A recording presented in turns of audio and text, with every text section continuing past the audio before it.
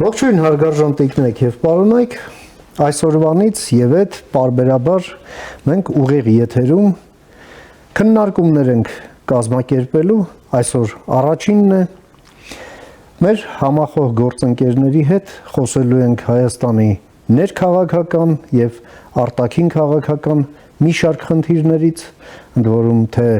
խնդիրներ, որոնք ավելի երկարաժամկետ դոկտրինալ նշանակություն ունեն եւ խնդիրներ,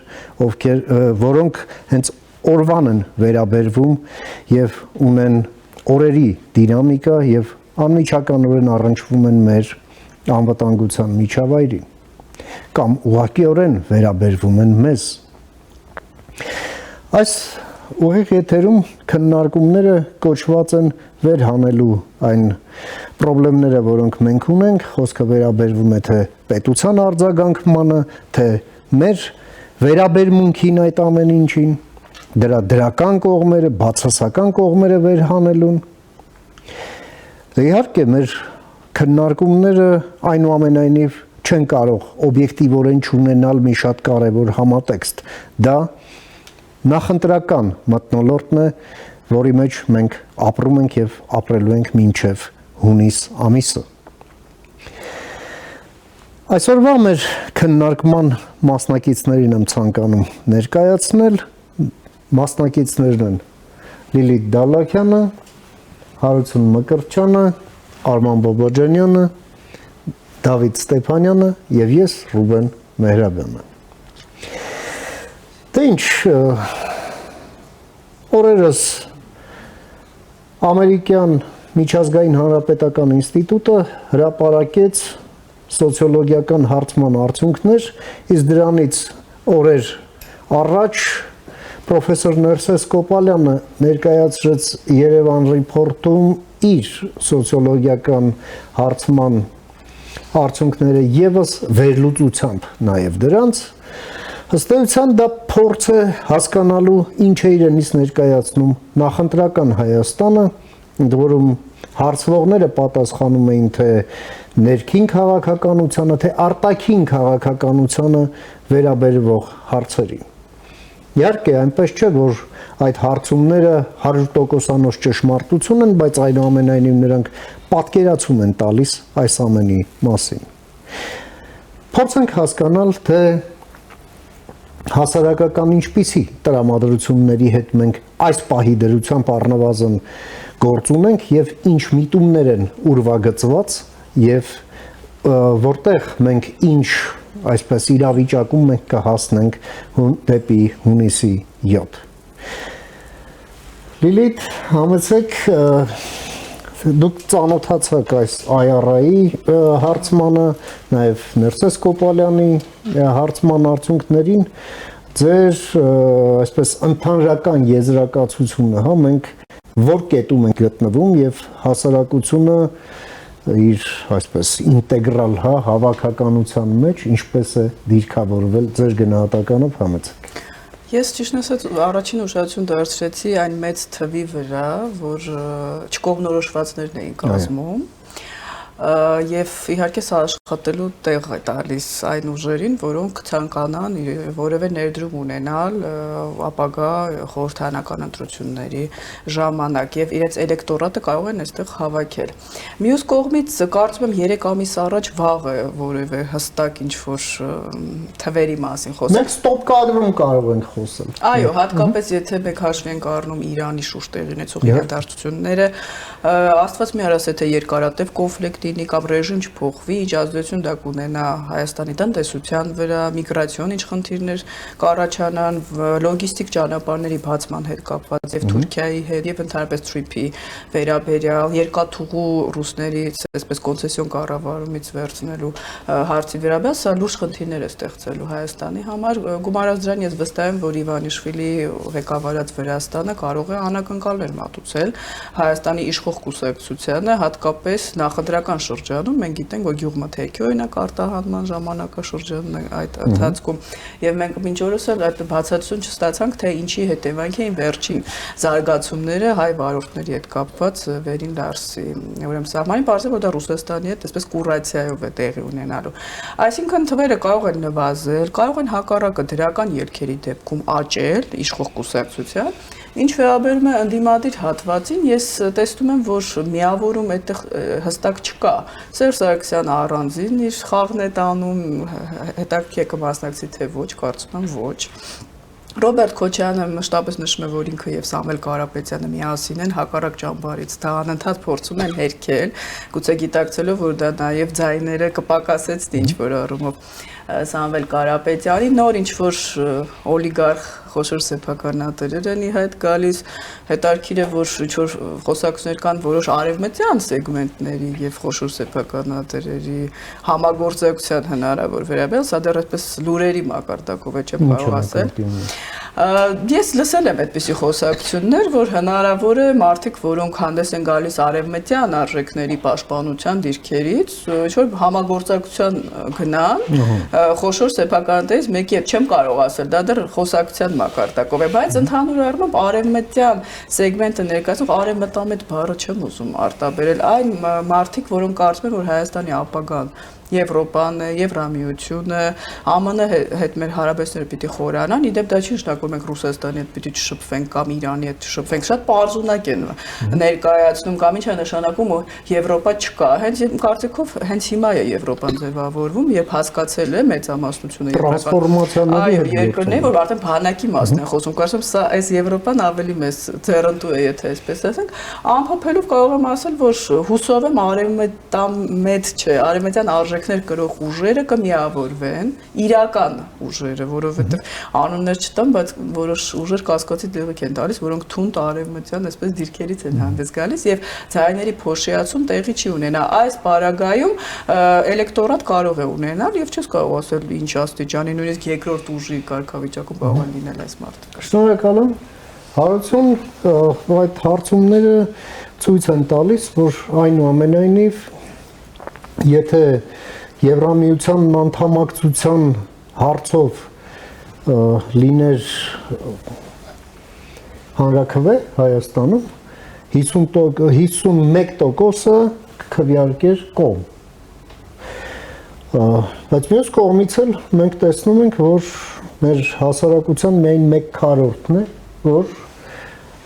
դրական է գնահատում թրիփը որպես գաղափար, որպես նախագիծ, մինչդեռ 1/3-ը հստակորեն դեմ է, դե նաև այնտեղ նշված էին առանձին ընտրազանգվածներ, ասենք ռուսական ուժերի ընտրազանգվածներ, նրանց մոտ 2/3-ն է դեմ թրիփին եւ կարծեք թե թրիփի նախագիծը այսպես քաղաքական ջրբաժանի հարցերից մեկն է, հա։ Ձեր գնահատականով ինչով է դա պայմանավորված։ Առնվազն ակնհայտ է, որ հայտ ներկայացրած քաղաքական ուժերի ճնշող մեծամասնությունը, ես նրանց մի ամբողջ լավ գործող, վատ առումով լավ գործող մեքենա եմ անվանում, մեքենա, որը աշխատում է թե թրիփի դեմ, մեքենա, որը աշխատում է թե Հայաստանի Հանրապետությունում Գյումրի երկու սցենարի կիրառմամբ իշխանություն վերցնելու, մեքենա, որը Հայաստանի Հանրապետության ապագան արդեն իսկ բացահայտ նաև մարդիկ կան, որ տեսնում են միութենականության եւ միութենական պետության կազմում, ու այդ շրջանակները մեզ հայտնի շրջանակներ են, պրոդաշնակցական, պրոքոչարյանական, իսկ հավաքական առումով պրոկիրիենկոյամետ շրջանակները, ովքեր Ռուսաստանի Դաշնության կողմից նշանակված կուրատորի ձեռքի տակ աշխատում են եւ արդեն իսկ հրապարակային նաև սցենարներ են մատնանշում, թե որ ուղղությամբ պետք է Հայաստանի Հանրապետությունը գնա։ Սա ակնհայտ է։ Սա մերժում է Հայաստանի Հանրապետության քաղաքացին եւ դուք ինքներդ ասացիք, նաեւ հարցումներին ի պատասխան քաղաքացիների ճնշող մեծամասնությունը կողմ է Եվրամիությանը, կողմ է Հայաստանի Հանրապետության ինքնիշխանությանն ու անկախությանը։ Այդ խնդիրն ինչումն է, որ դա ներքաղաքական դաշտում խորհրդարան ձևավորելիս ընտրությունների արդյունքում մի փոքր իրավիճակը խճճվում է եւ մի փոքր լղոզվում է նաեւ իրավիճակը եւ խորհրդարան են թափանցում ուժեր, որոնք բնավ անկախության մասին չեն, բնավ Հայաստանի Հանրապետության ինքնիշխանությունը իրենց համար կարմիր գիծ չի, ընդհակառակը կան մարդիկ, որ դա կասկածի տակ են ուղիղ դրել եւ այդպես խորհրդարանա ձևավորվում։ Այս համատեքստում Հայաստանի Հանրապետության քաղաքացիներին շատ մեղադրել պետք չէ։ Ինչու՞։ Որովհետեւ 2021 թվականին մենք ունենք գրեթե նույն իրավիճակը, հետպատերազմյան թուլացած իշխանություն, պետություն, Լեռնային Ղարաբաղի հարց օդում կախված, 5-րդ շարասյուն կամ այդ մեքենան, որ ամբողջությամբ էլի գործում էր պետության եւ ժողովրդի դեմ, ու ժողովրդին ընտրության հնարավորություն չէր տրվում։ Առաջարկում էր կամ վատը, կամ վատից մի փոքր ավելի լավը, բայց ոչ լավը։ Եվ այդ ընտրության պարագայում քաղաքացին սևի ու սպիտակի ընտրություն էր կատարում։ Էլի 2021 թվականի ընտրություններից առաջ էլի այս նույն հարցը կախված էր մեր առաջ եւ մեզանից շատերը նաեւ այդ շրջանում քննարկումներ էինք ունենում, թե ինչպես քաղաքական դաշտը առողջացնենք եւ առողջ քաղաքական ուժերին ու անհատներին առաջ տանենք, որպեսզի առաջին հերթին խորհրդարանում լինի ընդդիմափոխություն։ Մենք գիտեք հիմա ուժեր կան, որ 3-4 անձով են պայմանավորված, այդ ուժերի գոյությունը 3-4 անձով է պայմանավորված, բայց հայտ են ներկայացնում իշխանություն վերցնելու։ Եկեք լուսնից իջնենք եւ իրականությանը բաց աչքերով։ Նաեւ աննորմալ փող ներդնելով այս ամենը, որը պարշի դա էլ առանձին խնդիր է։ Հարցնող էլ չկա որտեղից։ Ես կարծում եմ հարցնողները փաստագրում եւ փաստերի հավաքագրմամբ են զբաղվում, խոսքը իրավապահ մարմիններին է վերաբերվում, այն կարծիքին չեմ, որ իրավապահ համակարգը փաստեր չի հավաքագրում այս պահին եւ լիահույս եմ, որ նաեւ ընտրություններից առաջ Մոլդովայի սցենարի կիրառմամբ որոշ քաղաքական ուժերի ականջից թղթով բռնած քաղաքական դաշտից պետք է ուղղակի դուրս վռնդել։ Ուժեր, որոնք ֆինանսավորվում են դրսից, կառավարվում են դրսից, ուղարկվել են դրսից, Հայաստանի Հանրապետության ապագան տեսնում են դրսում, ավելի շատ տեսնում են Իրանի շահը, Ռուսաստանի շահը, ՀԱՊԿ-ի շահը, բայց ոչ երբեք Հայաստանի Հանրապետության։ Այդ ուժերին պետքա դուրս թողել։ Հիմա այս դաշտում առողջ քաղաքական ուժերը պետքա հայտ ներկայացնեն իմ կարծիքով եւ 2021-ից դասեր քաղելով նաեւ հայտ ներկայացնեն եւ առաջին հերթին խորհրդարանում ընդդիմափոխության խնդիր դնեն։ Որովհետեւ այն ընդդիմությունը, որը մենք ունեցել ենք խորհրդարանում, դա ընդդիմությունը անվանելն էլ մի փոքր շռայլություն կլինի մեզ համար, որովհետեւ նրանք զբաղված են եղել հիմնականում գող փիսոք աչալշուն հայտնի այդ եզրույթը առաջ բերելով, մեկը մյուսի վրա շշեր նետելով, հայոյանքներ տեղալով, բայց ոչ երբեք ժողովրդի դարդով ու ցավով, ժողովրդի ղադրն իմանալով, ժողովրդի խնդիրները վերհանելով ու այդ խնդիրների լուծման ետևից գնալով, նրանք այդ ֆունկցիան չեն կատարել։ Մենք չենք ունեցել խորհրդարանում ընդդիմություն։ Եվ երբեմն երբ որ մարդիկ կան, որ հիասթափված նաև օրվա իշխանություններից մեղադրում են իշխանություններին տարբեր հարցերում թերացումների մեջ, նաև պետք է հավասարապես մեղադրեն ընդդիմությանը, որովհետև վատ իշխանությունը կամ անարդյունավետ իշխանությունը, թույլ իշխանությունը արդյունք է վատ ընդդիմության։ Եթե խորհրդարանում չունենք ընդդիմություն, որը որ կառուցողական է, որը որ Հայաստանի Հանրապետության շահն ու կենսական շահերն է իր առաջ դնում ու դրա հետևից գնում, այլ բացառապես դնում է իր առաջ Ռոբերտ Քոչարյանի թալանը պահելու խնդիրը, դնում է իր առաջ Սեյրան Օհանյանի թալանը պահելու խնդիրը, ու էլի այսպես օդիոզ կերպարների թալանը պահելու խնդիր է դրվում, այստեղ ժողովրդի շահը ոտնահարվում է ու ետին պլան է դրվում։ Հիմա այս этаպում կարծում եմ քաղաքական ուժերը պետք է նաև այս հարցումներին ուշադիր լինեն եւ հարցումների արդյունքում ձևավորված են 60%-անոց զանգվածը, որ իրականում կա։ Դա մեր ընկերներն են, բարեկամներն են, մեր շրջապատում ապրող մարդիկ են, Հայաստանի Հանրապետության քաղաքացիներն են, ովքեր տարբեր պատճառներով հիասթափված են քաղաքականությունից եւ քաղաքական գործիչներից, տարբեր պատճառներով հիասթափված են քաղաքական process-ներից եւ հավատ չեն տեսնում այդ process-ների մեջ եւ իրենց ապագան չեն կապում այդ process-ների հետ։ Մենք պետք է կարողանանք այդ քաղաքացիներին ասել, որ մեկը ձեզանից Հայաստանի Հանրապետության մյուս քաղաքացիներից մեկը, մեզանից յուրաքանչյուրը եւ իրենք հավաքական առումով պետքա երկրի կառավարման մեջ իրենց լուման ունենան եւ ի վերջո այդ հավատը իրենց մեջ սպանած վիճակը որևէ լավ տեղի մեջ չի տանել։ Իր փոխարեն կգնանք քվեարկեն պրոռուսական ուժերի Չեմ էլ ուզում նրանց էլեկտորատ անվանել, որովհետև իրենք էլեկտորատ էլ չեն, նրանց տարբեր երևույթներով պայմանավորված շահագրգռում են, բերում են քաղաքական դաշտ եւ կամ էլ բոլորեցնում կամ ավելի ճիշտ ջերմոցներում աճեցնում։ Այ այդ շրջանակը գնալու է ընտրությունների, քվեարկությունա կատարելու եւ ունենալու ենք այն խորհրդարանը, ինչ որ ունեցել ենք։ Իշխանություն, եթե լավագույն դեպքում Գյումրի 2 սցենարը վիժեցվի եւ ինչպես Նիկոլ Փաշինյանն ասում, հեղափոխություն 3 լինի, դա էլ է հարց ախր։ Տեսեք, երրորդ անգամ իշխանության հավակնող քաղաքական ուժը դեռևս խոսում է ինչ որ հեղափոխություններից։ Սա էլ է նոնսենս։ 2021 թվականին պողպատյա մանդատ մուրճ ստացած քաղաքական ուժը դեռևս խոսում է հեղափոխական միջոցառումների կիրառմամբ արդարություն եւ արդարադատություն հաստատելու։ Սա նոնսենս է եւ սա ինչի արդյունքն է, անարդյունավետ ընդդիմության առաջին հերթին։ Եթե խորհրդարանում լիներ մի շրջանակ, մի խմբակցություն, որը հապկի հետ հարցը կդներ Նիկոլ Փաշինյանի առաջ եւ քաղաքացիական պայմանագրի, երկրում անարդարության եւ այս համատարած բեսպրեդելի հարցը կդներ Նիկոլ Փաշինյանի առաջ, պողպատյա մանդատը կամ նույն մուրճը հետ կնվիրեր Նիկոլ Փաշինյանին եւ կասեր կիրառիր պարոնի վերջնելու հրամայական եւ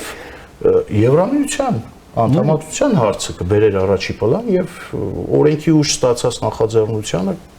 կստիպեր իշխանությանը ավելի հավակնոտ քայլեր ու միջոցառումներ ձեռք առնել։ Գնդակի հիմնականում Հայաստանի Հանրապետության քաղաքացին է սոցիոլոգիական հարցումներն էլ դա է ցույց տալիս։ Նետելա քաղաքական ուժերի դաշտը, հանրային գործիչների դաշտը եւ ակնկալում է թե քաղաքական ուժերից, թե հանրային շրջանակներից գործողություններ, որ կարտնացնի իր մեջ հավատը։ Գործողություններ, որ իրեն կստիպի հունիսի 7-ին դուրս գալ տանից, գնալ ընտրատեղամաս ու քվեարկել մի ուժի օգտին, որի նկատմամբ ունի ինքը հավատ։ Մի ուժի օգտին, որը իր խնդիրներն ու իր խնդիրները դրոշակ դարձրած կգնա ազգային ժողով ու օրվա իշխանությունների առաջ կդնի այդ օրվա։ Երևի թե այսքան է։ Շնորհակալություն, դե որպես մասնակից էլ շատ կարճ ես կասեմ, տեսեք, մենք խոսում ենք ինքնիշխանության մասին, ինքնիշխանությունը լինում է այն ժամանակ, երբ իշխանությունն է ինքնիշխան, բայց նաև ընդդիմությունն է ինքնիշխան։ Իսկ քանի մեր ընդդիմությունը ոչ միայն ինքնիշխան չէ, այլև Հայաստանին թշնամաբար վերաբերվող երկրի ուղղակի պրոքսին է, որքան էլ օրվա իշխանությունը խոսի ինքնիշխանության մասին, մեր երկիրը ինքնիշխան չի դառնում, որովհետև մեր երկիրը մեկ ոտքով է ինքնիշխան, երկրորդ ոտքը ինքնիշխան չէ։ Եվ ահա մենք տեսնում ենք այս ֆոնին, Արման, նախ ձեր ընդհանուր տպավորությունը եւ այսպես ինտեգրալ եզրակացությունը այս ամենի, այս սոցհարցումների պատկերի վերաբերյալ, նաև ինչու է այս ամենին անտարբեր, մենք տեսնում ենք տարիքային սեգմենտներում ամենաանտարբերը դա երիտասարդական սեգմենտն է, 18-ից 35 տարեկանները։ Համեցեք։ Վերացարկվելով սոցհարցումներից շատ ավելի կուզեմ կենտրոնանալ վերջին օրերի մի շարք շատ ավելի նաև հավանաբար հարցումներից բխող որոշ հայտարարություններին, որոնք առնչվում են ընդհանրապես սկսված կարևոր գործընթացների շարունակականությանը։ Նիկոլ Փաշինյանը հայտարարում է սահմանադրական մեծամասնություն ունենալու նշաձող դնելու մասին եւ նաեւ խոսում է, որ այս հաղթանակը նրանց պետք է որպեսզի անշրջելի դառնան այս process-ները։ Անշրջելիության երաշխիքը հենց ընդդիմության իրական այս օրակարգերի, այս կարևոր ձեռքբերումների շուրջ ուրեմն լայն համախոհության ստեղծումն է, ոչ թե ընդհանրապես խաղաղության հեռանկարը մի քաղաքական գործչի, մի քաղաքական ուժի եւ մի ընտրական ցիկլի հույսին թողելը։ Եթե մենք չունենք խաղաղության շուրջ ընդհանրապես ձեռքբերված կարևորագույն միջազգային գործընկերների հետ ձեռքբերված պայմանավորվածությունների շուրջ լայն հասարակական, քաղաքական ուրեմն համախոհություն անշրջելիության վերաբերյալ այդ հույսերը բավական հեղեղուկ են դառնում, որովհետև Եվ վտանգված իհարկե եւ ասեմ որ սա շատ վատ նաեւ ահազանգ է միջազգային գործընկերների համար, որովհետև այն ջանքերը, որոնք դրվել են, որպեսզի մենք օրինակ կարողանանք տնտեսական, էներգետիկ, տեխնոլոգիական ուրեմն ենթակառուցվածքային եւ խաղաղության գործարքի այսպիսի մեծ համաձայնություններ ձեռք բերենք հատկապես ամերիկացիների միջնորդությամբ ամերիկացիները լիահույս էին որ սա ոչ միայն Հայաստանում պիտի ընկալում գտնի նաև Հայաստանից դուրս մենք տեսնում ենք որ հետևողականորեն այս ձեռքբերումների դեմ մեծ ջանքեր են գործադրվում որպեսզի հասարակական ուրեմն այդ ընկալումները դրական ընկալումները գոնե չձևավորվեն եւ բնականաբար սա իր հերթին ահռելի նաեւ մտահոգություն է ստեղծում մեր գործընկերների մոտ որոնք բոլորովին այլ սպասումներ ունեին մեր քաղաքական միջավայրից։ Այս իմաստով իհարկե քննարկում կար ամիսներ առաջ, որ բոլոր այն ուժերը, որոնք որ օրինակ օգոստոսի 8-ի համաձայնություններին դեմ են, պիտի ուղղակի դուրս շպրտվեին քաղաքական դաշտից։ Դուրս ես կոնսենսուսից, դուրս ես քաղաքականություն։ Որովհետև դեմ լինել այդ համաձայնություններին նշանակում է կողմ լինել պատերազմին, նշանակում է կողմ լինել հայկական պետականության կազմաքանդմանը։ Այդ քաղաքական ուժը ոնց կարող է տեղ ունենալ մեր քաղաքական միջավայրում ավելին անթակույց պատերազմի քարոզչություն անել, անթակույց պատերազմ բերել Հայաստանի վրա եւ նրան թույլ տալ որ նա ուրեմն մասնակցի ընտրություններին եւ օրինակ հայտ տա քաղաքական սա լուրջ հարցեր է առաջացնում ավելին քաղաքական ինստիտուցիոնալ նաեւ իրավական ու քաղաքական գնահատականի անհրաժեշտություն աստեղծում, ինչը բացակայում է։ Մենք տեսնում ենք ուղղակի ֆրագմենտալ, այսպես իշխանության տարբեր ներկայացուցիչների արձագանքներ, որոնք ոչ մի հետևանք չեն ստեղծում։ Ինչ որ մարդկանց բողոքում են, հա, Ռուբեն Հուբինյանն է ինչ որ անդադ, ինչ որ կրակոտ ելույթներ ունենում, Վահագն Ալեքսանյանը, ինչ չեմ ասենք։ Իսկ գուցե հարմար է պարոն։ Այդ արդեն քննարկելու ուրեմն հարցը շատ առարկայական է եւ գալով հարցումներին մենք տեսնում ենք որ անվտանգային հարցերը էապես սկսել են ավելի անկարևոր դառնալ հասարակության համար եւ այստեղ իրապես սոցիալական տնտեսական գնաճի պարտքի հարցերը առաջ են գալիս, աղքատության հարցերն են առաջ գալիս եւ չափազանց կարեւոր է որ նաեւ մենք ի վիճակի լինենք որպես պետություն, իշխանություն եւ ընդդիմություն, արդյոք մենք կարողանում ենք խաղաղություն կոչված այդ այս մեր առաջ բացված հնարավորությունը կապիտալիզացնել մարդկանց կյանքը ավելի որակական փոփոխությունների ենթարկելու տեսանկյունից հակառակ դեպքում ում է պետք է խաղաղությունը, որը մարդկանց բարեկեցություն չի բերում։ Ում է պետք է խաղաղությունը, որը չի լուծում մարդկանց հանապազորյա հարցերը։ Եվ այս իմաստով կարծում եմ առաջիկա հիմնական քննարկումները հենց այս հարցերի շուրջ են լինելու, որոնք դոմինանտ են եւ կարծում եմ, որ մեզ եւս իսկ մենք պատրաստվում ենք ընտրություններին մասնակցել, այս հարցերի պատասխաններն են պետք, որովհետեւ ակնհայտ է որ կա լուրջ նվաճում խաղաղության ուղղությամբ, բայց այդ խաղաղությունը նաեւ պիտի ինստիտուցիոնալ պաշտպանություն ունենա, հենարան ունենա եւ բուֆեր ունենա, եթե անհրաժեշտ է, որպեսզի հնարավորինս ուրեմն մեր խաղաղության թշնամիները չկարողանան թիրախավորել եւ ուրեմն այո խարխլել այս դերևս փխրուն այս հնարավորությունը, որ տրվել է մեր ժողովրդին։ Իսկ պատերազմի մասին իհարկե եւ այն բոլոր ռիսկերի մասին, որոնք դուք նշեցիք, չափազանց կարևոր է եւ այս իմաստով կարծում եմ, որ Միացյալ Նահանգների ուշադրությունը հիմա սևեռվել է իրանական այս պատերազմի վրա ու անհրաժեշտ է, որպեսզի Հայաստանը ջանք չխնայի,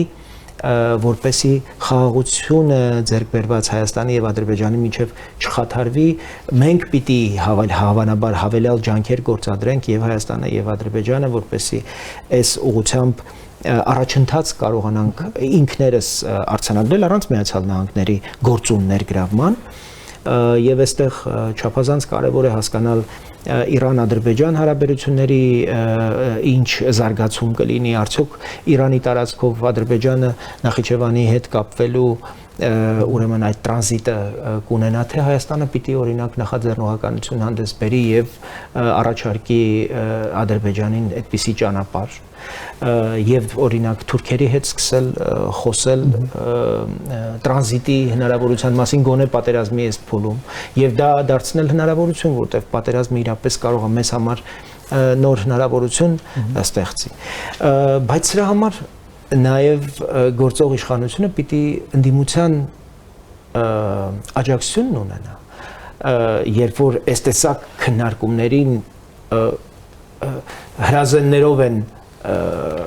պատասխանում քո քաղաքական հիմնական այսպես կոչված ինստիտուցիոնալ ընդդիմության առաջնորդները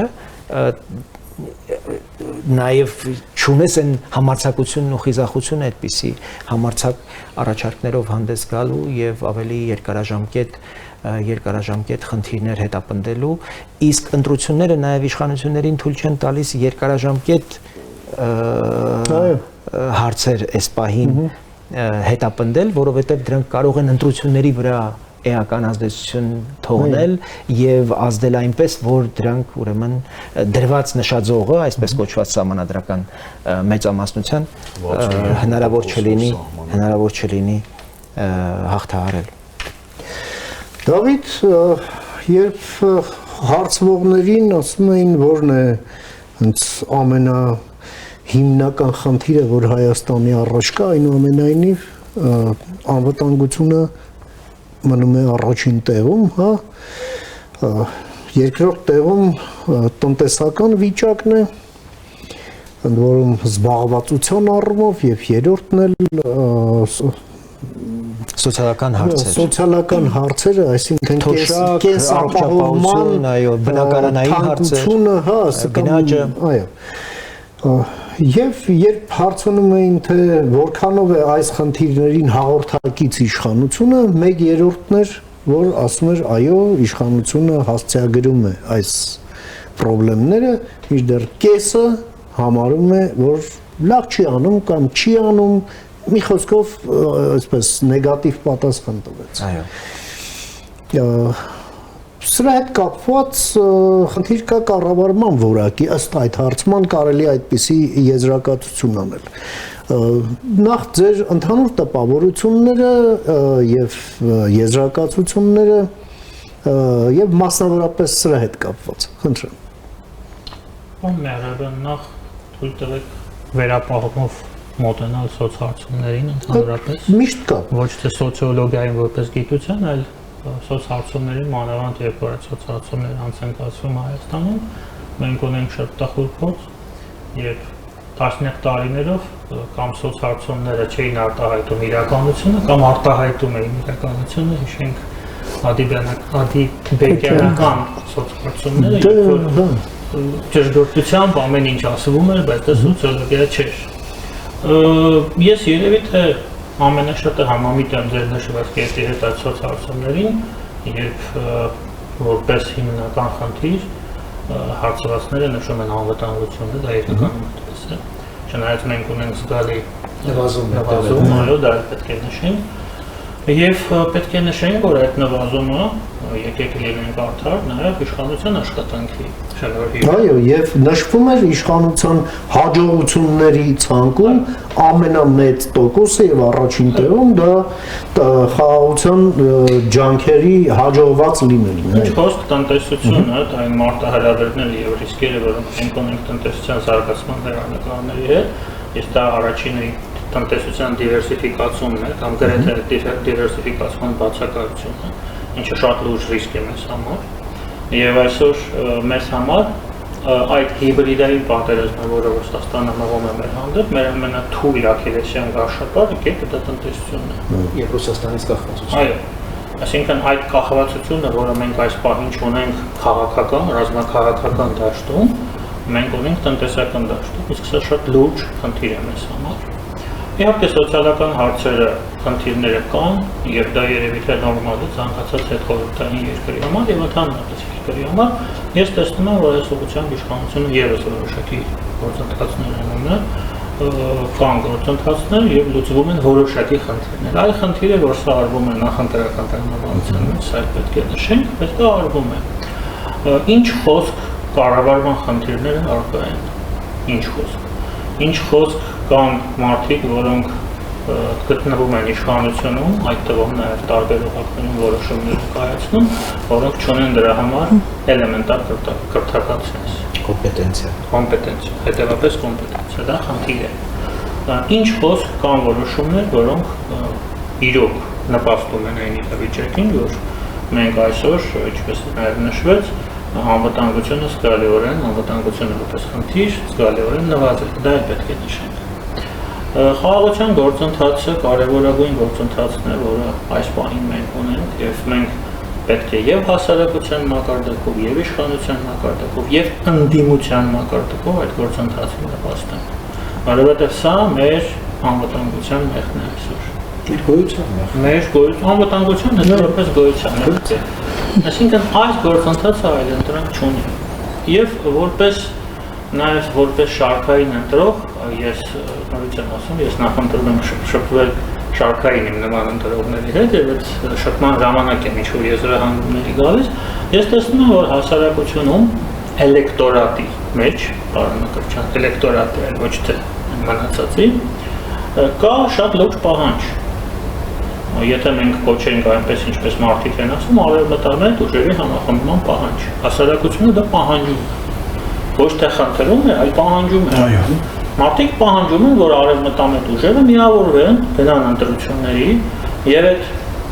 իմպոտենտ ընդդիմությունը, այսպես խոսված, ես խոսում եմ համակարգային ընդդիմություն, վերջապես խորհրդարանից մաքրեն։ Հենց այսպես են մարդիկ ասում։ Ես հիմա ուղղակի ռետրանսլատորի դերակատարում եմ։ Հիմա ինչն է խանգարում մեր ընդդիմությանը, այսպես կոչված, ես նորից եմ ասում, պայմանական արևմտամետ ընդդիմությանը համախմբվել։ Ես կարծում եմ, որ ամբիցիաներ։ Բոլորը իրենց տեսնում են վարչապետ։ Բոլորը իրենց տեսնում են առաջին դիրքում։ Բոլորը տեսնում են, որ ամբողջ իշխանությունը իրենց ձեռքում է։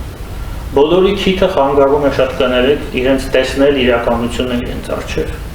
Մարդիկ այդ ամենը տեսնում են եւ հիասթափվում են։ Այո։ Չէ՞ մեկը փորձել է հաշվարկել, թե ինչքան մարդ կգնա ընտրություններին եւ ձայն կտա արևմտամետ ընդդիմությանը,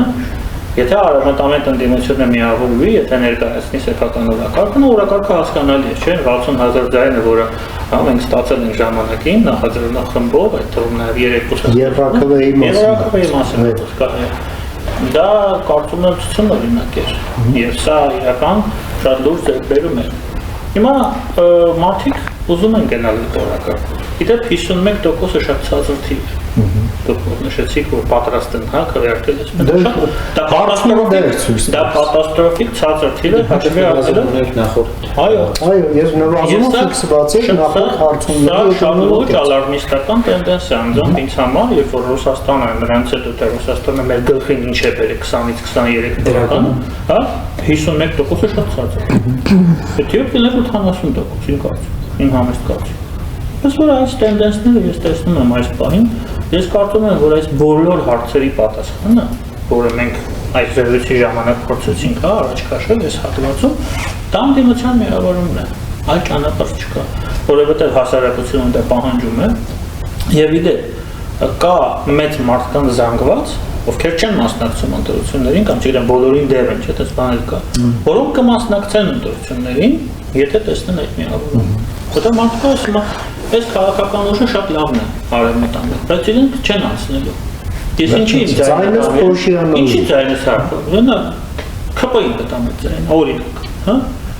Սա լուրջ խնդիր է եւ ես կարծում եմ այս խնդրի լուծումը մեր քաղաքական դաշտում է եւ ես կարծում եմ որտեղ ժամանակ կա որպեսզի այս խնդիրը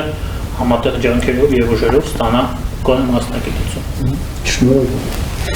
Ես ճիշտ ասած այդպես չեմ կարծում, եթե թույլ տաք ուղղակի շատ կարճ արձագանքեմ, մենք իշխանափոխության օրինակ որպես քաղաքական ուժ խնդիր չենք դրել, մենք ընդդիմափոխության խնդիր ենք դրել, որտեղ կարծում ենք, որ բազմիցս ասել ենք ընդհանրապես նաև ճշմարտության եւ իրականության դեմ մեղանչենք, եթե ճշմարտությունը չասենք, որտեղ ակնհայտ է, որ այսօր իշխանությունը ունի զգալի առավելություն բոլոր քաղաքական ուժերից եւ այստեղ մենք որևէ հավակնություն չունենք իշխանության։ Ավելին մեր առաջին համարը նույնիսկ չի կարող վարչապետի պաշտոնին հավակնել, եթե մենք իշխանափոխության խնդիր չենք դրել։ Ուստի մեր պատկերացումները հիմնավորապես տարբեր են եւ մենք այլ խնդիր ենք դրել, ավելին մենք նաեւ քաղաքական մեր մյուս գործընկերների առաջ բացել ենք մեր պատուհաններն ու դռները, ասել ենք պատրաստ ենք գործակցել, մնացածը արդեն պետք է ուրեմն նաև սպասել նրանց պատասխանին մեր գործընկերների, ովքեր որոշել են օրինակ, որ պիտի իրենք առանձին մասնակցեն, որտեղ ավելի մեծ շանսեր են իրենց համար տեսնում, թեև 2021 թվականից հետո ոչինչ չի փոխվել եւ ավելի մեծ հնարավորությունների մասին ինձ համար էլ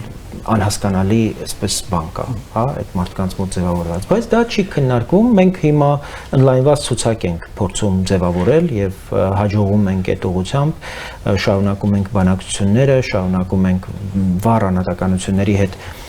քննարկել եւ այդ հասարակության սպասումներին ընդառաջ ուրեմն առավելագույնս բավարար առավելագույնն անել եւ համարժեք լինել այդ սպասումներին։ Սա ուղղակի որպես մի արձագանք։ Ես թույլ կտակ արձագանքեմ, Ռոան Բաբաջյան, ես ինձ դա նկատի ճիշտ ասած։ Դե ինչ մենք մեր այս ներքին միջավայրը, որը արտացոլում էր կամ արտացոլման փորձ էին այս սոցհարցումները, որոշակի լարման տակ է, կապված այն տարածաշրջանային գործընթացներով, որոնք տեղի են ունենում մեզանից հարավ եւ այնպես չէ, որ մենք կարող ենք դրա վրա ազդել։ Բայց դրանք կարող են մեզ վրա ազդել եւ մեր խնդիրն է դրանք կառավարելիության հունի մեջ պահել։ Եվ բնականաբար դա մի միջավայր է ձևավորում, որի վրա կարող են այս կամ այն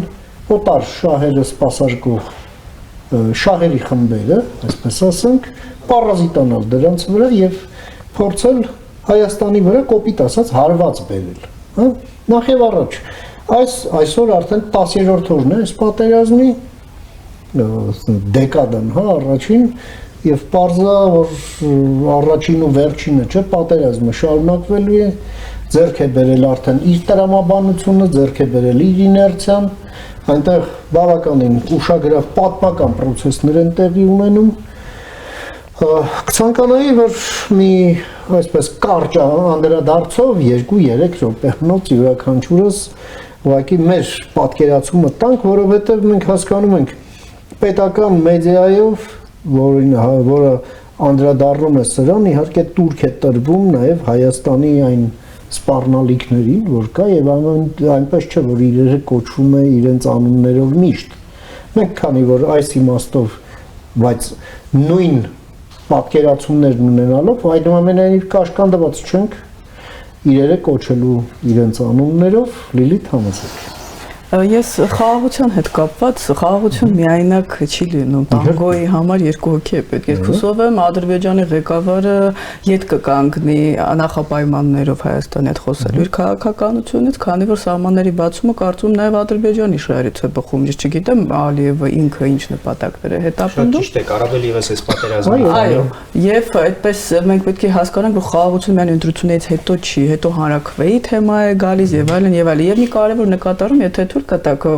Եվրոքվեի հետ կապված եւ Եվրամիության ճանապարհի աջակցողների, դա իշխանության սխալն է, որովհետեւ ես մարդկանց հետ շփվում եմ, իրենք չեն հասկանում ինչ է նշանակում Եվրամիության ճանապարհ։ Իշխանություններին հարց է տալի, ասում են մենք հենց վաղը ուզում ենք դառնալ անդամ։ Հաջորդ ասուլիսին ասում են մենք չենք կարող դառնալ անդամ, մեզ չեն սպասում։ Այսինքն սա իշխանությունների վարած քաղաքականության հետևանքն է, որ Հայաստանի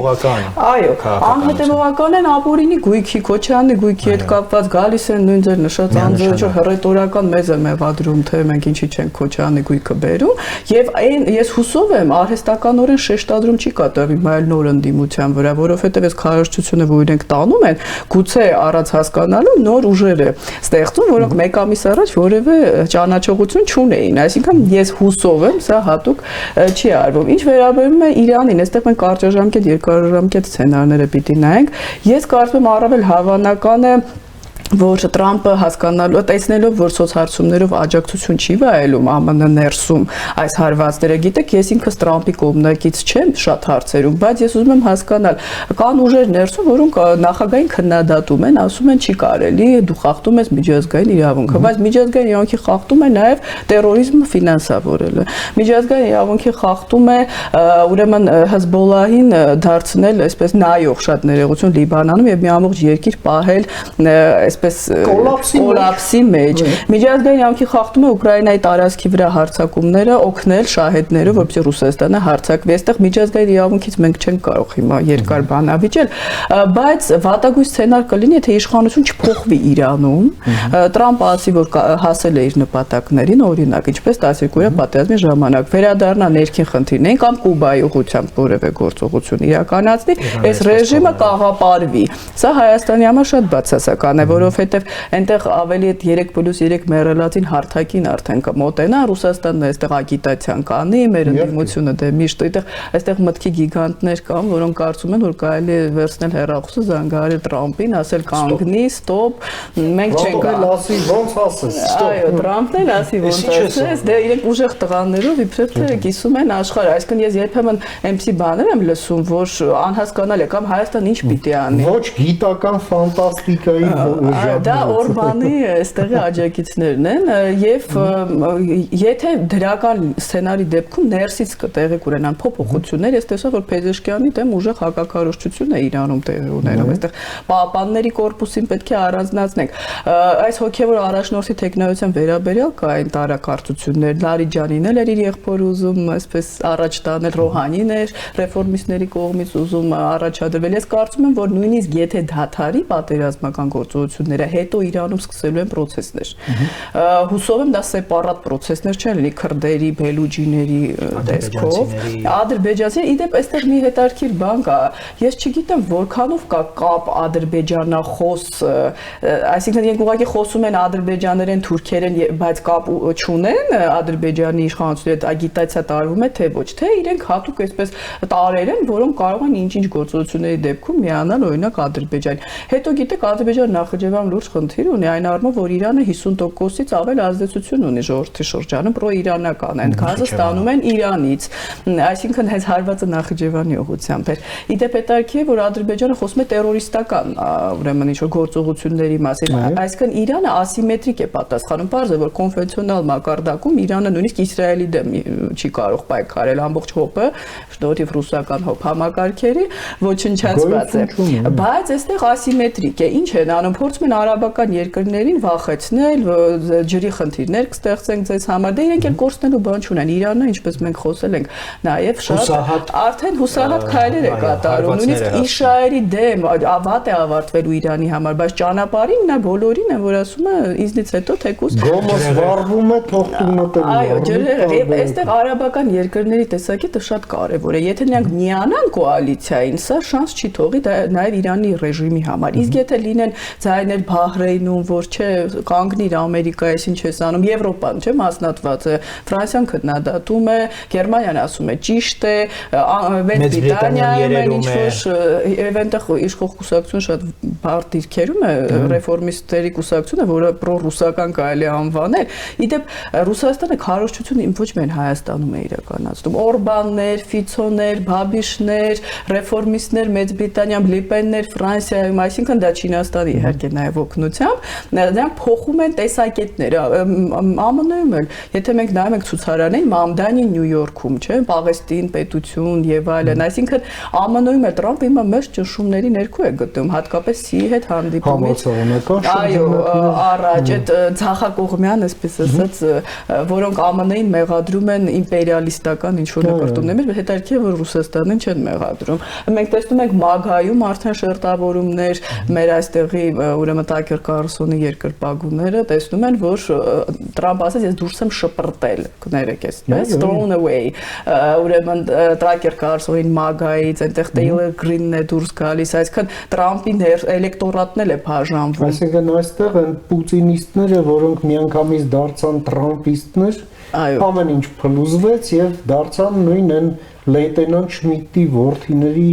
միանշանակ շատ բարդ կարգավիճակում են եւ իդեպ Ռուսաստանում էլ ես կարծում եմ ժամանակը մոտենում է, որ այդ Անկորիջի ոգին, որ Լավրովն ասում է, կարծես դավաճանվել է, դա գալու է, այդ պայքարը սրվելու է եւ հենց դա է Հայաստանի համար առավել բարդ։ Գիտեք, ինչ է ասում Նիկոլ Փաշինյանը, խաղաղության խաչմերուկ, թող բոլորը գան, անցնեն, հիմա դրա ժամանակը չի, հակառակը, հիմա Եվրոպա Ռուսաստան սեպն է խրվելու, ԱՄՆ Ռուսաստան, ԱՄՆ Չինաստան, իրենք պայքարում են հենց այս փոքր տարածաշրջաններում եւ մենք պիտի պատրաստ լինենք, այո, ցանկացած սցենարի, ես հիմա երկար չեմ կարող բացել փակագծեր, այսպես ասել, Իրանում հնարավոր սցենարների մասին, վատագույնը կլինի սեպարատիստական ինչ-որ շարժումները։ Իդեպ հետաքրքիր է, իմ կարծիքով նախագահ Տրամպը սխալ, եթե թույլ կտակ ասել, այսպես քաղաքականություն է վարում, նա այդպիսով միավորում է Իրանի բնակչությանը, ինչու որովհետեւ նրանք ասում են, հա մենք չենք սիրում այաթոլլահին, ներողություն, այսպես պարզ ասեմ, բայց ինչա Իրանը մասնատում են, օրինակ։ Այսինքն Իրանը սիրում ենք։ Բայց Իրանը սիրում ենք։ Լավագույն սցենարը դա կլինի եւ իդեպ Հայաստանը ինչով է լավ դիրքերում, այստեղ Մոսադի գործակալներ չկան, մեծ մեղադրանքներ չեն հնչեցվել, որ մեր տարածքով ուրեմն Իսրայելը ինչ որ գործողություններ է իրականացնում, այո, Իսրայելը Ադրբեջանի դաշնակիցն է, դա որը մեկի համար գաղտնիք չի, Հայաստանի հետ կապված այստեղ հարցեր չեն կարող լինել, այլ հարցը, կրկնեմ, վատագույն սցենարը մասնատումներն են, վատագույն սցենարը, որ ռեժիմը մնաք աղապարվի, լավագույնը, որ ներսում տեղի ունենան փոփոխություններ, ռեֆորմիստների տեսքով շահի որդին ես ռեալ չեմ համարում։ Կառավարելի։ Եվ այստեղ Չինաստանն է հայտարարել, որ պատրաստվում է հրթիռներով աջակցել, ես կարծում եմ ԱՄՆ-ն կարող է այդ ճանապարհը փակել։ Տեսեք, այստեղ նավթի գների խնդրի մասին մենք կարող ենք խոսել, առաջիկա 1 ամիս կարևոր է լինելու Տրամփի հանդիպումի հետ կապված եւ կարծում եմ այս շաբաթ արդեն ակնհայտ կլինի Տրամփը ինչ է որոշել Իրանի վերաբերյալ։ Շնորհակալություն։ Հարցում մենք տեսնում ենք, որ Իրանի պատերազմը անխուսափելիորեն այսպես կրկոտ արձագանքներ է գեներացնում Հայաստանի ներսում, նաև կարծում եմ դրան պետք է անդրադառնանք, ինչ եք տեսնում, ամենայն դեպս այն, որ բոլոր այդ պուտինիստ շրջանակները միանգամից դարձել են իրանասեր, չէ, ընդ որում չափից ավել, մենք էլ ենք սիրում Իրանին, այո, դա երկիր քաղաքակրթություն է, հարգանքի արժանի, բայց այն ինչ կատարվում է, որոշակի զսպվածություն է պահանջում մեր պետությունից, մինչդեռ այս մարդիկ ինչ-որ ավել բան են ուզում, համեցեք։ Դե ակնհայտ է այդ շրջանակը պատերազմ Հայաստանի Հանրապետությանը հնարավոր բոլոր ու անհնար մեթոդներով տուրբուլենտ իրավիճակների մեջ ներքաշել։ Եվ այդ իրավիճակներում սեփական քաղաքական շահերը որոնելը, գտնելը, դրա վրա ձեռքեր տաքացնելը։ Նպատակը այդ շրջանակի պարզը ակնհայտ է, այդ նույն շրջանակն է, որ Հայաստանի Հանրապետության շահն ու տեսլականը մի կողմ դրած Ռուսաստանի, Իրանի, Չինաստանի շահերն է փնտրում տարածաշրջանում։ Հիմա այդ համատեքստում կա շրջանակ, որ անգամ պատրաստում է իրան զորք ուղարկի եւ այդպեսի պնդումներ էլ կա, եկեք զորք հավաքենք, չգիտեմ, ինչ-որ մի հատ գումար տակ կազմենք, գնանք Իրանը փրկենք։ Տավտոլոգիայի ժանրից է, էլի սա իրականում։ Այդ նույն շրջանակի հետ փայլուն հակազդում է այդ շրջանակին եւ իրեն զգում է այնպես, ինչպես ձուկը ջրում օրվա իշխանությունը։ Ինչ ա եղել։ Պատերազմի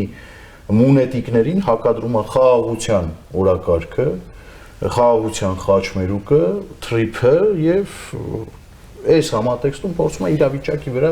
լղոզող էլի այսպես պատկեր ստեղծել ու հանուն արդարության պետք է ասենք, որ իր օրվա իշխանությունների մոտ ստացվում է։ Բայց այ խնդիրները Իրանից եկող եւ Իրանի պատերազմից բխող խնդիրները որքանով է լրջագույնս Հայաստանի Հանրապետության ներսում քննարկում, սա կարծում եմ մի մասը փակ է, մի մասը ուղղակի երևի թե չի էլ երևում։ Փակը անվտանգության խորհրդի նիստերի շրջանակում տեղի ունեցած քննարկումների արդյունքում թե ինչ է պետությունը մտածում դրա ուղղությամբ, հատկապես սպասվելիք փախստականների հոսքը կառավարելի դարձնելու հարցում մեր հիմնական սպառնալիքը դա կարող է լինել։ Վերջացրած Իրանում իշխանության փոփոխությամբ, այդ նոր իշխանության հետ կամուրջներ գտնելով կամ այս իշխանության հետ հարաբերությունները պահպանելով Ադրբեջան-Իրան հարաբերությունները, սա փակ մասն է։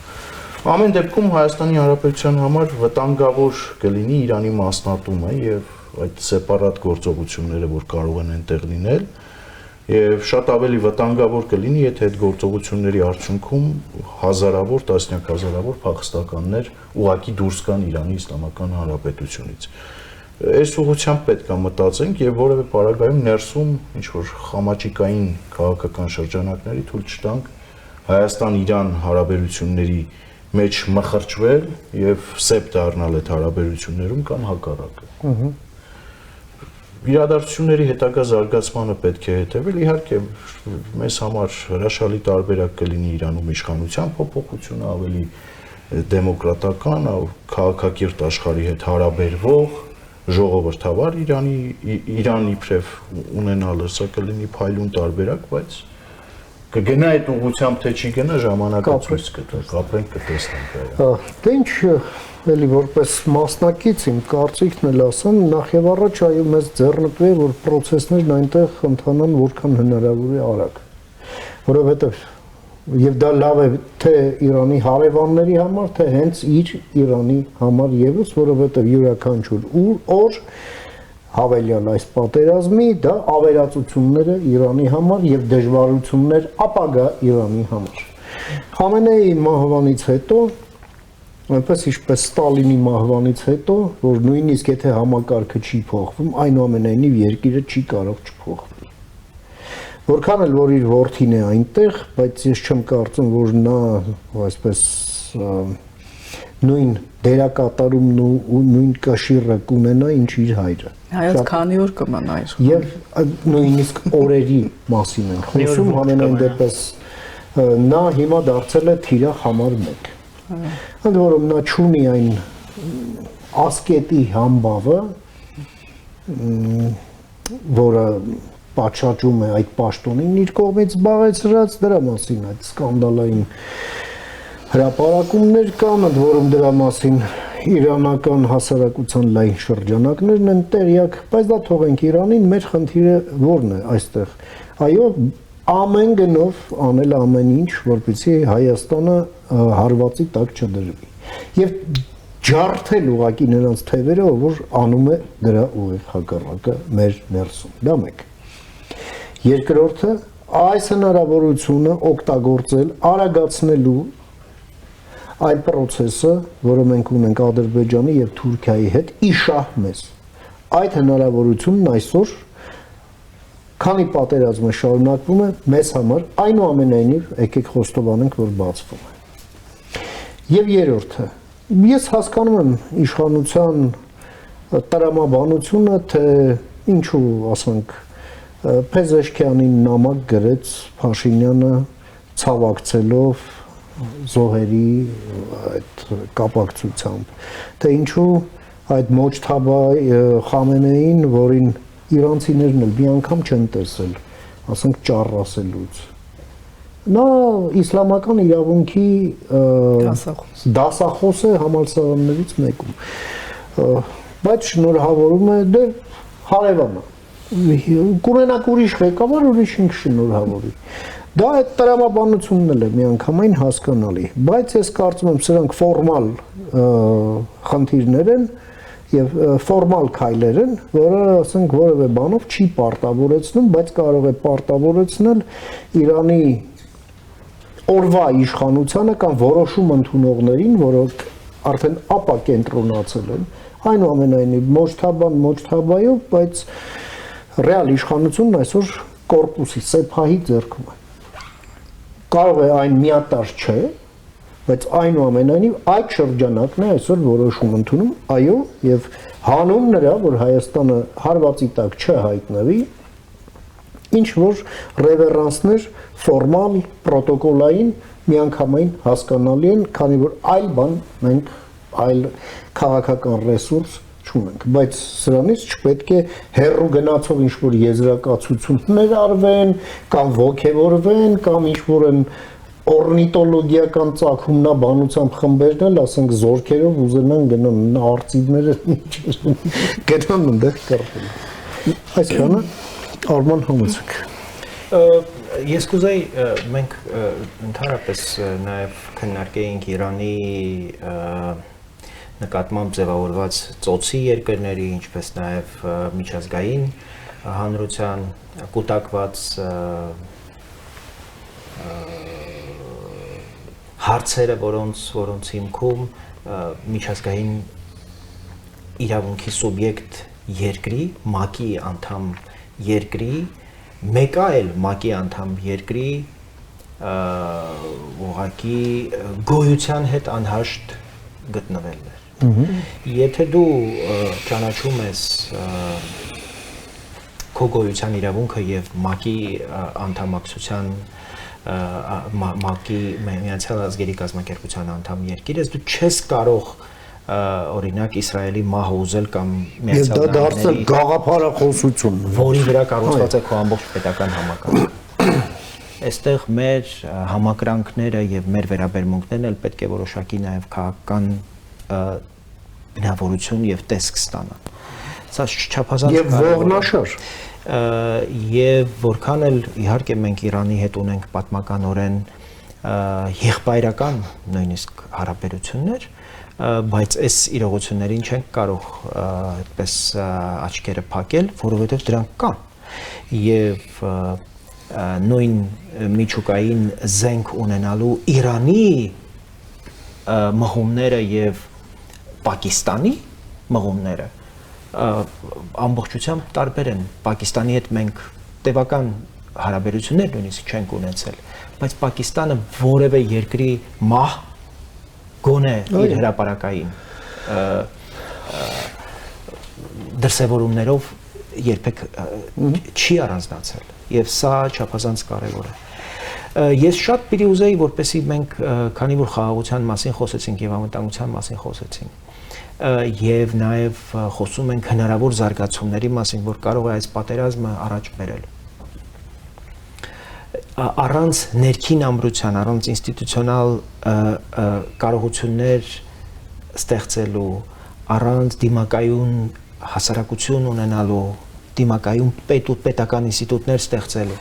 մենք այդ արտաքին սպառնալիքներին դիմակայելու շատ քիչ հնարավորություն կունենանք։ Ընդհանրապես արտաքին սպառնալիքները այնքան են, որքան մեր ներքին ուժերը թույլ են տալիս։ Որքան մենք թույլ ենք ներսից, այնքան արտաքին սպառնալիքները ավելի ուժգին են։ Եվ այս իմաստով նաև այս ընտրությունները եւ այս ընտրություններին այս պատրաստվելու շրջանը կարևոր է ցույց տալու, թե մենք որպես պետություն որքան ենք ուժեղ։ Եվ այս ընտրությունները նաև ավելի դիմադրողունակ պետություն դարձնելու գոնե պիտի միտված լինեն Հայաստանը, որպեսզի այդ բոլոր ռեգիոնալ հնարավոր զարգացումները իսկ անկախ պատերազմի ելքից, ինչպես դուք իրավամբ նշեցիք, դրանք անխուսափելիորեն ծագելու են, նույնիսկ եթե ռեժիմը մնա, ռեժիմը գնա, մենք չգիտենք ինչ զարգացումներ կլինեն, միևնույն է դրանք հետևանքներ են ստեղծելու ամբողջ ռեգիոնի համար եւ Կովկասի համար ամբողջությամբ եւ Հայաստանի համար մասնավորապես։ Մենք տեսնում ենք, որ ինչ որ տրամադրություններ են փորձում Իրանի ներսում գեներացնել Հայաստանի դեմ։ Փորձել ենք դրա հետքը փնտրել Ռուսաստաններում, ադրբեջանաբնակ շրջաններում։ Ռուսաստաններում, որտեղ իդեպ ադրբեջանական շրջաններում երբեք հակահայկական այսպես տրամադրություններ չեն եղել, հակառակը հայկական եկեղեցիների համայնքի շատ ներդաշնակ գոյություն ենք ունեցել մենք։ Եվ մենք տեսնում ենք, որ հակաիրանական տրամադրություններ են փորձում այստեղ սերմանել եւ հակահայկական տրամադրություններ Իրանի ներսում, որովհետեւ այլ միջոցներ ռուսների ձեռքում արդեն չի էլ մնացել։ Ուրեմն այս պատերազմից գոնե թշնամանք կարողանան ստանալ։ Այստեղ իհարկե զսպվածությունը չափազանց կարևոր է եւ ես պիտի ասեմ, որ Հայաստանի իշխանությունները շատ ճիշտ վարվեցին Խամենեի առիթով այդ միջոցառումներին չմասնակցելը չափազանց կարևոր էր, որովհետև բայց ցավակցությունը անհրաժեշտ է նամակով Փեզեշքյանին, այո, բայց առաջիկայում պետք է հասկանալ նաև թե ովքեր են ընդհանրապես ի վիճակի ներկայացնել Իրանը Փեզեշքյանի վերջին հայտարարությունից հետո եւ նրա կողմից այդ ներողության խոսքը հարևան բոլոր երկրներին կես ժամ ուղղակի արժեք չունեցավ եւ դա էապես նսեմացրեց ընդհանրապես նախագահի ինստիտուտը Իրանում։ Իհարկե մենք գիտենք, որ այդ ինստիտուտը ոչինչ չի իրենից ներկայացնում, բայց պատերազմի պայմաններում դա կարող էր իրապես շատ կարևոր այսպես նշանակություն ստանալ եւ օրինակ Հայաստանի պարտները Հայաստանի առաջնորդի պարտները այս իրավիճակում Իրանի քաղաքական վերնախավում ով է եթե Փեզեշքյանը այլևս չի ներկայացնում կամ այդ կշիռը չունի, այդ արժեքը չունի։ Իսլամական այդ հեղափոխության պահապանների այդ կորպուսը ոչ ոք չգիտի դա ինչ տեսք ունի եւ ինչ սուբորդինացիա, ինչ հիերարխիայի մեջ է։ Եվ այստեղ իհարկե բազմաթիվ հարցեր են ծագում եւ չափազանց կարեւոր է, որպեսզի Հայաստանը մաքսիմալ փորձի չնայած զբաղվածության, չնայած ահռելի ուշադրության կենտրոնացման Միացյալ Նահանգների, մեր մյուս գործընկերների հետ մենք շարունակենք հարաբերությունները հասկանալու թե ինչպես պետք է նաև կարողանանք կառավարել կոնֆլիկտը եւ ձեռք բերված համաձայնությունները Միացյալ Նահանգների հետ Եվրամիության մեր գործընկերների հետ հիմա առաջիկայում Եվրամիության գագաթնաժողով է այստեղ ծրագրվում։ Մենք չգիտենք պատերազմը որքան է ձգվելու եւ արդյոք Հայաստանը օրինակ այդ իմաստով կարող է այդ մասշտաբի միջոցառում ընդունել լինելով Իրանի հարևան երկիր։ Այս հարցերը չափազանց կարևոր են եւ առանց մեր իրական գործընկերների հետ մշտական կապի, իսկ ներդաշնակեցման գործընկերները հաստատապես հյուսիսում չեն, դրանք արևմուտքում են, Ֆրանսիայի հետ, կարծում եմ Հնդկաստանի հետ, Միացյալ Նահանգների հետ պետք է շատ ավելի ինտենսիվ շարունակել շփումները, որտեղ առաջ են գալու նոր տնտեսական խնդիրներ, նավթի գների հետ կապված, գազի swap համակարգը հիմա այլևս չի գործում, մեր ամբողջ պարենը արդեն թանկացումներ ունենք խանութներում, պիտի հասկանանք ինչպես ենք այդ բոլոր խնդիրներին ուրեմն լուծում գտնում։ Դրանք օբյեկտիվ հարցեր են, որոնք գոյություն ունեն, շատերը առաջ են գալու առաջիկայում, ավելի են մեծանալու այդ խնդիրները եւ այս նախընտրական, այս պատմական, ճակատագրական փուլում ավելացնելու են հարցեր, որոնք անպատկերացնելի էր, որ կարող է, ասենք 10 օր առաջ մենք դրանց առերեսվեինք։ եւ այստեղ չափազանց կարեւոր է նաեւ քաղաքական ուժերի, հասարակության, այսպես ներդաշնակ ընկալումը այս իրողություններին եւ պատրաստ լինել ավելի երկարաժամկետ ուրեմն զարգացումների, որոնք հնարավոր չէ այս պահին նույնիսկ պատկերացնել ինչ ընթացք կստանա։ Դավիթ, եւ ձեզանով էլ եզրափակենք, փաստորեն սա մի հարց է, որը պահանջում է գնահատականներում, որ մենք զերծ լինենք, այսպես ասենք, ֆուտբոլային երկրպագուի սինդրոմից, հա, ինչը, ասենք, ցանկացած հանրային գիտակցությանը սովորաբար բնորոշ է, հա, լավ տղան սրանք են, վատ տղան նրանք եւ այլն, մանավանդ Հայաստանի պարագայում մի փոքր երկիր, որը ազդեցություն չունի այս կոնֆլիկտի վրա, բայց կարող է այս կոնֆլիկտից մեծապես ազդվել, ընդ որում նույնիսկ էգզիստենցիալ մակարդակի, եթե իրեն սխալ դիրքավորի։ Համեցեք։ Մի քանի նկատառում, իրականում Իրանում կատարվողը շատ կարևոր է։ Իրականում Իրանում կատարվողը այս կամ այն սցենարի դեպքում, եթե ամեն ինչ գնա ամենանեգատիվ դեպրեսիվ սցենարով, սա լուրջ գոյաբանական մակարդակի մարտահրավեր է բոլոր հարևան երկրների համար եւ Հայաստանը այստեղ բացառություն չէ։ Դա ենթադրում է, որ ռեժիմը պահպանվում է։ Ես հիմա դա ասել եմ բանտողին։ Երկու սցենար եմ ընդհանրապես տալիս, ամենալավագույնը եւ ամենադեպրեսիվը։ Իրականում, եթե մենք փորձենք շատ խոր ուսումնասիրել, սցենարները կարող են տասնյակ լինել։ Դրա ժամանակը չունենք։ Մոդիֆիկացիաներով, բանով, իհարկե։ Ամենալավագույն սցենարը մեզ համար, եթե Իրանում շուտապույտ իշխանափոխություն է տեղի ունենում, կղերապետությունը փլուզվում է եւ ստեղծվում է ժողովրդավարական իշխանություն։ Սա մեզ համար ուղղակի նվեր է լինելու։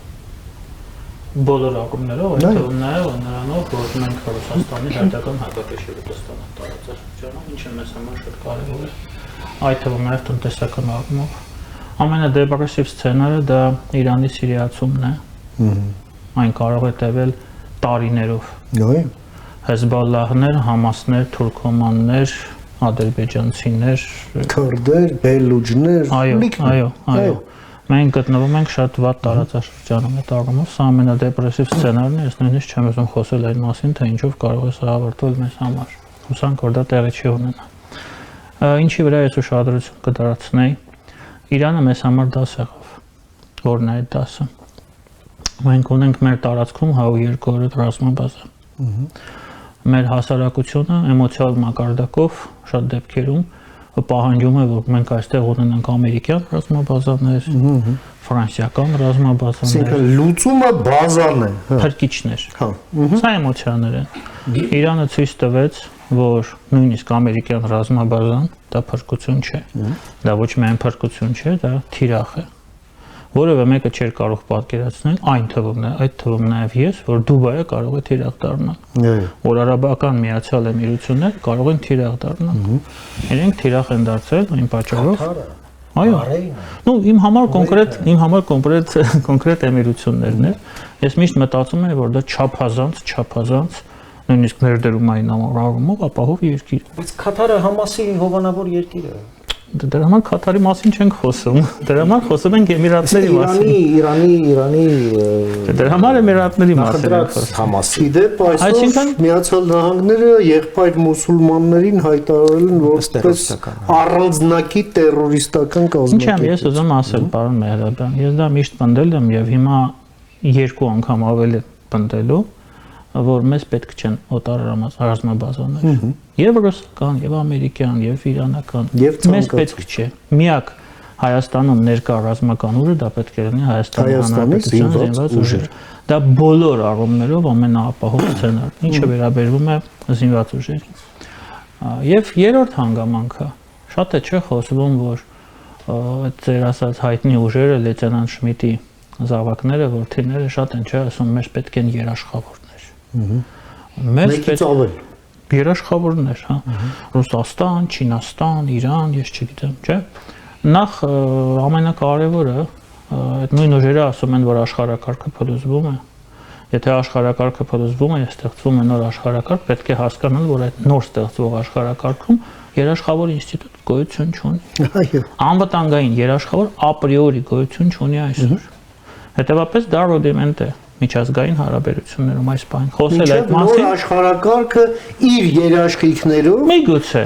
երաշխավորներով միգուցե ես չգիտեմ դա երբ կլինի։ Այսինքն խոսել այդ մասին նշանակում է տառապել քաղաքական պոպուլիզմով, խաբել մարդկանց կամ խափնվել ինքդ, ես չգիտեմ ինչն է ավելի վատ քաղաքական ուժի համար։ Եվ վերջում ամենակարևորը ըստ իս, սա մենք խոսում ենք լոկալ խնդիրների մասին, որ այդ իրանյան խնդիրը կարող է տալ մեզ համար հետևանք, հա։ Հիմա գլոբալը։ Ես շարունակում եմ վստահ լինել, ես վստահ եմ այդտեղ այս հարցում, որ Իրանում այս պահին մեծ հաշվով պատերազմ է գնում Չինաստանի եւ ԱՄՆ-ի միջեւ։ Սա մեծ պատերազմ է, գլոբալ կոնֆլիկտ է, գլոբալ հակամարտություն է։ Սա առևտրային պատերազմների շարունակությունն է, սա Վենեսուելայի, Լիբանանի, Սիրիայի շարունակությունն է։ Հիմա հերթը հասել է այդ հրապարակը, հա, տարածքը, որտեղ պատերազմը գտնում է հակամարտությունը, դա Իրանն է։ Հետևաբար մենք պետք է հասկանանք մեկ բան։ Մենք պետք է տեղավորվենք այսօր գոյություն ունեցող համակարգում, աշխարհաքաղաքական կոորդինատների համակարգում, այնպես, որպեսզի մեր շահերը նույնական լինեն Ամերիկայի Միացյալ Նահանգների շահերի հետ։ Սա մեզ համար ոչ թե սա մեզ համար հրամայական է։ Մենք ես չեմ ասում դա լավ է թե վատ է։ Մենք չունենք այլ ընտրանք։ Այսօր խոսել Ռուսաստանի մասին, խոսել Իրան, Ռուսաստան, չգիտեմ, ինչ որ բևեռներ են գծում, գծեր են տանում, հա, սա քաղաքական տհասություն է։ Կա Ամերիկայի Միացյալ Նահանգներ, կա Դոնալդ Թրամփ, որը գնալու է Պեկին ապրիլին եւ հանդիպելու է Սի Ցզինպինի հետ, եւ կա տրամաբանություն համաշխարհային։ Այս մարդը կառուցում է այսօրվա դրությամբ տրամաբանություն։ Եթե մենք օգոստոսի 8 չունենայինք, մենք կարող ենք այս պահին սյուդիկ չունենայինք։ Այո։ Կարող ենք, սա հնարավոր է։ Մենք ոտատակում լինենք։ Այո, այն ինչ որ իրենք ասում են, չէ, բա գնացին եվրադիտորդներին բերեցին այստեղ, սարքեցին Հայաստանը գերտերությունների հակամարտության բախման օջախ, շարլատանություն։ Իհարկե։ դուրս կան, այդ նույն ուժերը քննադատում էին Փաշինյանին, ասում են, այս եվրոդիտորդներին հանում Եվ են։ հիմա ոչ պատահականորեն ձեր նշած շրջանակների պարագլուխը, երկրորդ նախագահ կոչվածը հայտարարում է, որ պետք է Իրանին տեղեկացնել, որ այդ թրիպը հետախուզական տեղեկությունների համար է Իրանի դեմ։ Հետո ինքը Հայաստանն է պատերազմել։ Էստի համեցեք Այսինքն այս աստիճան, այս ամբարոյականների այս որջը անպատկերացնելի է։ Ես ուղղակի ավարտեմ, հա, այսինքն հետևելն է տրամաբանությունը։ Մենք պետք է տեղավորվենք այս պարադիգմայում։ Մենք տեղավորվել ենք, մենք պետք է հետևողական լինենք։ Այս պահին սա է, այդ հոսքը, քաղաքական հզոր հոսքը սա է։ Մենք կամ տեղավորվում ենք այդ հոսքում, կամ այդ հոսքից դուրս ենք մնում։ Եթե մենք մնում ենք հոսքը շուտ տանում է մեզ։ Տեղավորվելու համար մեզ պետք է քաղաքական լայն համախմբում այդ օրակարգի շուրջ։ Չի կարող մի քաղաքական ուժը եւ մի քաղաքական գործիչը իր վրա այդ ամբողջ բեռը վերցնել եւ պետության համար կենսական կարևորության, գոյաբանական կարևորության այս հարցերի միայնակ եւ դառնալ թիախ մեր թշնամիների համար, որտեղ վերացնում ես դրան ամբողջությամբ վերանում թույլ է գալիս ամեն ինչ։ Շնորհակալ եմ Լիլիթ, շնորհակալ եմ Հարություն, Արման, Դավիթ, շնորհակալություն հարգարժան տիկնայք եւ պարոնայք, որ այսքան մեզ դիմացաք։ Մենք ինչպես ասացի, պարբերաբար կհանդիպենք այս քննարկման ձևաչափում, ուղիղ եթերում եւ կխոսենք ամենաակտուալ հարցերից։ Իսկ մինչ նոր հանդիպում ձեզ խաղաղություն եւ ամենայն բարիք։